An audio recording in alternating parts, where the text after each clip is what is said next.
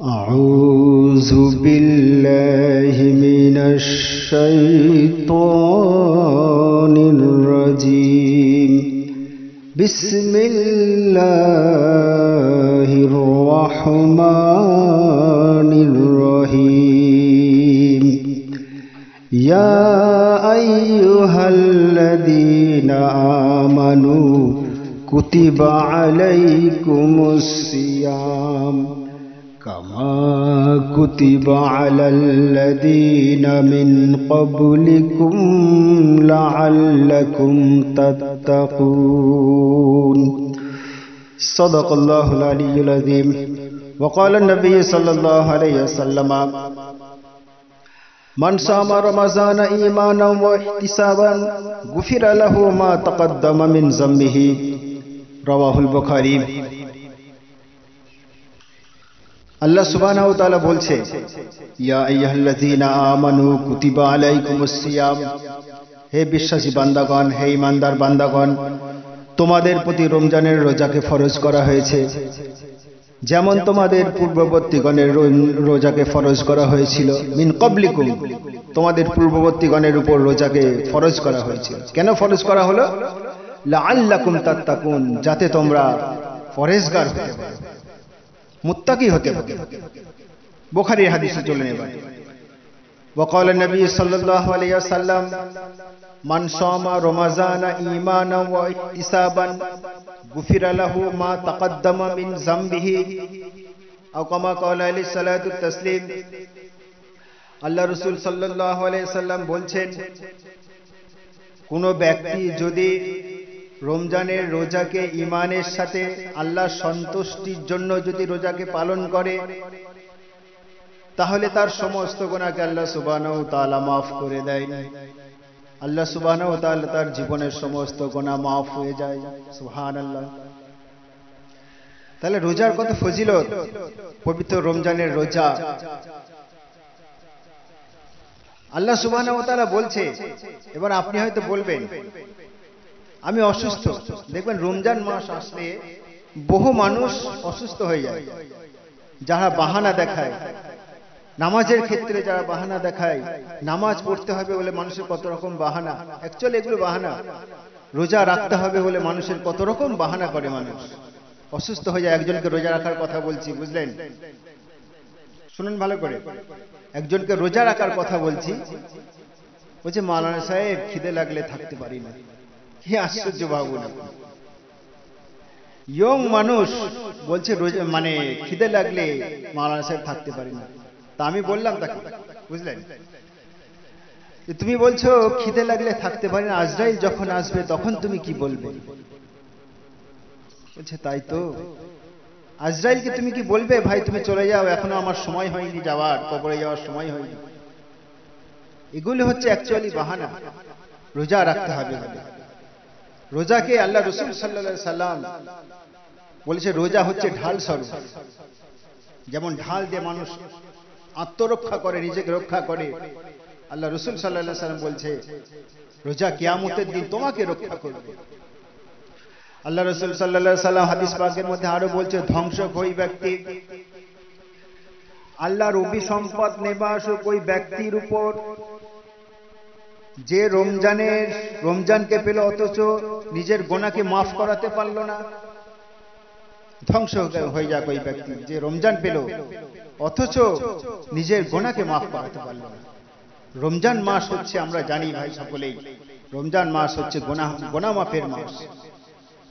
আল্লাহ অপেক্ষা করে কখন আমার বান্দা আমার কাছে পবিত্র রমজান মাসে আমার কাছে হাত তুলে নিজের পাপের জন্য ক্ষমা চাইবে।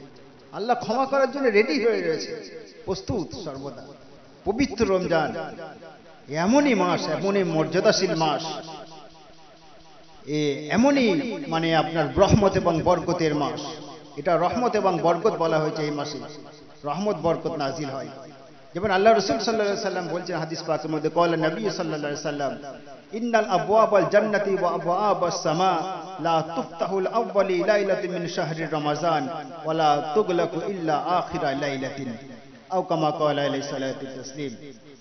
আল্লাহ রাসূল সাল্লাল্লাহু আলাইহি ওয়াসাল্লাম বলছেন অবশ্যই ইন্না আবওয়াবাল জান্নাতি ওয়া আবওয়াবাস সামা, অবশ্যই নিশ্চয়ই রমজান মাসে প্রথম রজনীতেই বেহেশত ও আকাশসমূহের দ্বারকে উন্মুক্ত করে দেওয়া হয়। অর্থাৎ আমরা জানি রমজান মাসের প্রথম রজনীতেই, প্রথম রাত্রিতেই জান্নাতের দরজা খুলে দেওয়া হয় এবং জাহান্নামের দরজাকে বন্ধ করে দেওয়া হয়, এবং এইগুলো মাস শেষ না হওয়া পর্যন্ত বন্ধ করা হয় না। অর্থাৎ জান্নাতের দরজা যে খুলে দেওয়া হয়, আল্লাহ রসুল সাল্লাল্লাহু আলাইহি ওয়াসাল্লাম বললেন, তো জান্নাতের দরজা পুরো রমজান মাসে খোলা থাকে এবং রহমত প্রাপ্ত হতে থাকে রোজাদাররা। তাই রমজান মাসে এত রহমত, এত বরকত, আল্লাহ সুবহানাহু ওয়া তাআলা সহজ হয়ে যায়। আল্লাহ রহমত রোজাদাররা বুঝতে পারে কিভাবে আল্লাহর রহমত নাজিল হয়। এমনই রহমত যে আমরা বর্তমানে কঠিন সময় রোজা পালন করে থাকি। এত কঠিন সময় রোজা, এত গরমে রোজা, দেখুন কত সহজ আমাদের জন্য আল্লাহ সহজ করে। আল্লাহ রহমত, এটা আল্লাহ রহমত রোজাদার বুঝতে পারে, বুঝতে পারে বলে বরকত হয়, বলে রহমত হয়, বলে আজকে এক মাস রোজা তারা পালন করতে পারে, সহজ হয়ে যায় রহমতের দ্বারাতে। আল্লাহ অনেক মানুষ বলে, যেমন আমাকে একজন কিছুদিন আগে বলছে, আবার তো মহারাজা রোজা চলে আসলো এই গরমে, তো যদি রোজাটা 30 দিন না হয়ে, যদি 30টা না হয়, যদি 15টা হতো, 10টা হতো, খুবই ভালো হতো। তা আমি বলছি একেবারে না হলেই ভালো হতো। আল্লাহ পবিত্র রমজানের রোজাকে ফরজ করেছে, এর বিনিময়ে গুনাহকে মাফ করে দেওয়া হয় আল্লাহ রসুল সাল্লাল্লাহু আলাইহি ওয়াসাল্লাম। আল্লাহ রসুল সাল্লাল্লাহু আরো বলেন, রমজানের এত ফজিলত, আমার উম্মত যদি রমজানের গুরুত্ব বুঝতো, আল্লাহ রসুল বলছে, আমার উম্মত যদি রমজানের গুরুত্ব বুঝতো, তাহলে সারা বছরই রোজা হওয়ার জন্য তারা কামনা করত। রোজার এত ফজিলত। এক মাস আমরা রোজা পালন করে থাকি, 11 মাসের মধ্যে মাত্র এক মাস, 12 মাসের মধ্যে মাত্র এক মাস, আর 11 মাস আমরা খেয়ে দিয়ে থাকি। 11 মাস খাবো, এক মাস আল্লাহ বলছে তুমি না খেয়ে রোজা পালন করো। তো রোজার গুরুত্ব আল্লাহ রসুল বলছে, রোজার গুরুত্ব যদি বুঝতো, ওই বাকি 11 মাসও মানুষ বলতো, কেন আল্লাহ তুমি রোজা ফরজ কেন করলেন? দেখুন, মনে রাখবেন, বছরে 5টা দিন রোজা রাখা নিষেধ, হারাম। ঈদের দিন, বকরীদের দিন, আর বকরা ঈদের পরে 3 দিন, মোট 5টা দিন রোজা রাখা নিষিদ্ধ। বাকি সব সময় আল্লাহ রাসূল সাল্লাল্লাহু আলাইহি ওয়াসাল্লাম আমরা জানি সারা বছরই প্রায় নফল রোজা পালন করত। শবে বরাতের রোজা, আপনার মুহররমের রোজা, আইয়ামে বীজের রোজা, সপ্তাহে 2 দিন রোজা পালন করত, সোম আর বৃহস্পতি। আইয়ামে বীজের রোজা 3টে আরবি তারিখে, প্রত্যেক মাসে 3 দিন করে রোজা পালন করত। সেটা ছিল 13, 14, 15। এখনো মানুষ, বুজুর্গরা, ইমানদার মানুষ 13, 14, 15 তারিখ, 13 তারিখ, 14 তারিখ, আরবি মাসে 15 তারিখ, এই 3টে রোজা পালন করেন অনেকে। রোজার লক্ষ্য আর উদ্দেশ্যটা কি? আল্লাহর সন্তোষ ও সান্নিধ্য লাভই রোজার লক্ষ্য, মনে রাখবেন। রোজার লক্ষ্যটা কি, উদ্দেশ্য আমি রোজা রাখবো? আল্লাহর সন্তুষ্টি, আল্লাহর সান্নিধ্য লাভই রোজার লক্ষ্য। তাকওয়া তথা আত্মসংশোধন, আত্মসংযম অর্জনই রোজার লক্ষ্য। এটা হচ্ছে আমাদের রোজার লক্ষ্য। আর রমজান মাসে মনে রাখবেন, রমজান মাসে হচ্ছে একটা খতম করা কোরআনের, এটা সুন্নত। একটা খতম আপনাকে করতে হবে রমজান মাসে, নবীর সুন্নত। ওই মা বোনরা দেখবেন সারা বছর অনেক অনেক মহিলারা কোরআন তেলাওয়াত করতে পারে, কিন্তু প্রতিদিন কোরআন শরীফ পড়ে না তারা। বছরে 2 বার পড়ে অনেকে, শবে বরাতে আর শবে কদর। আমাকে গত বছর শবে বরাতে পরের দিন একটা ছেলে জিজ্ঞাসা করছে, হুজুর বাড়িতে মা কোরআন রেখে দিয়েছিল, কোরআনে উই লেগে গিয়েছে। আপনি ভাবুন একবার, কোরআনে উই লেগে গিয়েছে, শবে বরাতে পরের দিন, মানে শবে বরাতের দিন খোঁজ হয়েছে আজকে একটু কোরআন শরীফ পড়বো, তার মায়ে গিয়ে দেখো উইয়ে খেয়ে নিয়েছে। তো সেই কোরআনটা এখন কি করবে আমাকে জিজ্ঞাসা করছে কি করব সেই কোরআনটা। আমি বললাম কি করতে হবে কোরআনটাকে। তো আমার বলার উদ্দেশ্য, একদল মহিলা মা বোনরা আলমারিতে তুলে রাখে, খোঁজ নেয় না সারা বছর, আর ওই শবে বরাত শবে কদর রমজান মাসে হয়তো পড়বে, কিন্তু রমজান মাসে কোরআন খতম দেওয়া, একটা খতম দেওয়া সুন্নত। আর যারা পুরুষ তারাবি পড়ে, যারা কোরআন তেলাওয়াত করতে পারে না, যদি খতম হয়, হাফেজ সাহেব যদি খতম পড়ে তাহলে তারা খতম শুনবে, সুন্নাত পালন হয়ে যাবে। তো পবিত্র রমজান মাসে বাড়িতে বলে দেবেন আপনারা, একটা যেন মা বোনরা যেন খতম করে অন্ততপক্ষে রমজান মাসে। আর একটা জিনিস যেটা আমরা সাধারণত খুবই আমাদের রোজা পালন করার পর রহমত থেকে আমরা বঞ্চিত হয়ে যাই, একটা জিনিস সেটা হচ্ছে আমরা রোজা পালন করি কিন্তু পুরুষ মানুষরা তারাবি থেকে বঞ্চিত হয়, তারাবি পড়তে চায় না। অথচ দেখা যায় যে মোড়ের মাথায় বসে, চায়ের দোকানে বসে, ক্লাবে বসে বসে গল্প করছে তারাবি পড়া বাদ দিয়ে। তারাবির নামাজ হচ্ছে সুন্নত, আপনি ফজিলত থেকে কেন বঞ্চিত হচ্ছেন? নিজেকে কেন বঞ্চিত করছেন ফজিলত থেকে? করবেন না, তারাবি পড়ুন। তারাবি পড়লে দেখবেন শরীরটা একটু ক্লিয়ার হয়ে যায়, ক্লিয়ার থেকে যায়। শরীরে যে গ্লানিগুলো, সারাদিন কষ্ট করে রোজা পালন করলাম আর তারাবি না পড়ে আল্লাহর রহমত বরকত থেকে বঞ্চিত হয়ে গেলাম, নেকি থেকে, সব থেকে বঞ্চিত করলাম নিজেকে। করবেন, একটু কষ্ট করে তারাবি পড়ুন, 1 মাস তো কষ্ট করবেন মাত্র। আমি অনুরোধ করব মুসলিম ভাই বোনদের কাছে যে আপনারা তারাবি পড়বেন। রোজা পালন যত এত কষ্ট করে রোজা পালন করছি, তারাবি কেন পড়বেন না?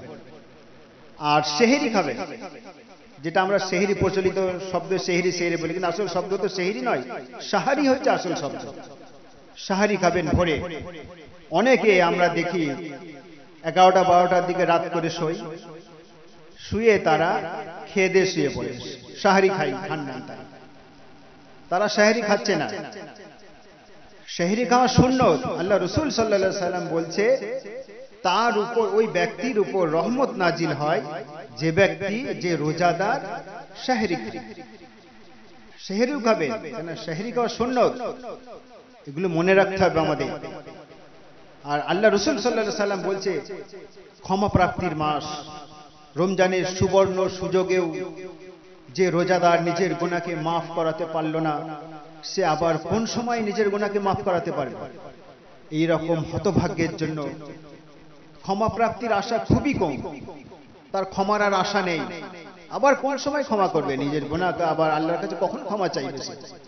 এত রহমত বরকতের মাস, আমরা বেকার কাজে অবহেলা করব না। পবিত্র রমজান মাসে রোজা পালন করুন, যাকাত দেন, ফিতরা দেন, ফিতরা দেবেন, যাকাত দেবেন। এটা যাকাতের মাস, মানে ফিতরা না দিলে মনে রাখবেন রোজা পরিপূর্ণ হয় না। ছোট বাচ্চা, নাবালক পুত্র, নাবালক ছেলে মেয়ের, নাবালিকা কন্যাদের সকলের পক্ষ থেকে আপনাকে ফিতরা দিতে হবে। ফিতরা না দিলে রোজা পরিপূর্ণ, এটা মনে রাখতে হবে আমাদের। যাকাত দেবেন, ধনীদের জন্য যাকাত। আল্লাহ রাসূল সাল্লাল্লাহু সুবহানাহু ওয়া তাআলা যাকাত না দিলে তার ভয়ঙ্কর আযাবের কথাও শুনিয়ে দিয়েছে কোরআন পাকের মধ্যে, হাদিস পাকের মধ্যে। আল্লাহ কোরআন পাকের মধ্যে শুনিয়েছে ও আল্লাহ রাসূল সাল্লাল্লাহু আলাইহি ওয়াসাল্লাম হাদিস পাকের মধ্যে শুনিয়েছে, ভয়ঙ্কর আযাবের কথা এসেছে যাকাত না দেওয়ার কারণে। আপনার যাকাতের টাকা নিয়ে একদল মানুষ পবিত্র ঈদের মাহফিলে অংশগ্রহণ করবে, নতুন জামা কাপড় কিনবে, খির সেমাই কিনবে ইত্যাদি, অংশগ্রহণ করবে। এটাই তো ইসলাম। তাই বড় বড় পণ্ডিতরা তারা বলতে বাধ্য হয়েছে Islam that is the right religion, but most people do not know. ইসলাম সঠিক ধর্ম, কিন্তু অধিকাংশ মানুষ সেটা জানে না। আসুন আমরা পবিত্র রমজান মাসে রহমত থেকে যেন নিজেকে বঞ্চিত না করি।